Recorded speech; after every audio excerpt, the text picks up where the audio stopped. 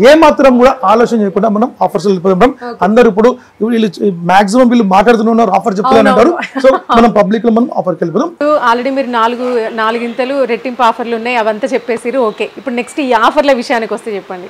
Offer madam చెప్పమంటున్నారు. So మనం నేను ఇప్పుడు టీవీ పెట్టుకున్నా మేడం. ఈ టీవీ వచ్చి మీకు పేద ప్రజల కోసం ఇప్పటి కూడా మనం ఇస్తున్నాం. సో ఎప్పుడు కూడా మనము పేద ప్రజలకు మనం చూస్తుంటాం మనం. సో వాళ్ళ కోసం మనం ఇప్పటికి కూడా ఇస్తుంటాం. సో ఈ టీవీ మీకు నార్మల్గా జనరల్గా మనకు 5000 రూపీస్ ప్రైస్ అయితే 4000 3500 ఇచ్చినాం.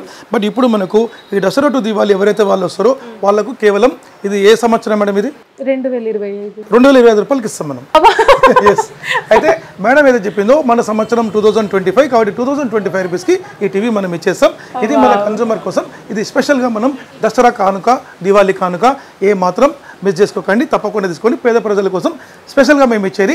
అదే కాకుండా ఎక్సలెంట్ ఆఫర్. ఇది మిస్ చేసుకుంటే అది మీకు పోయినట్టే. మనకు దీనిలో మీకు యూఎస్బీ పెట్టుకోవచ్చు, పెన్డ్రైవ్ పెట్టుకొని మనం ప్లే చేసుకోవచ్చు, సీసీ కెమెరా పెట్టుకోవచ్చు, కేబుల్ కనెక్షన్ మనం కనెక్ట్ చేసుకోవచ్చు, కంప్యూటర్ మానిటర్ పెట్టుకోవచ్చు. ఇలాంటి ఫీచర్స్ మనకు బాగుంటుంది. మనకు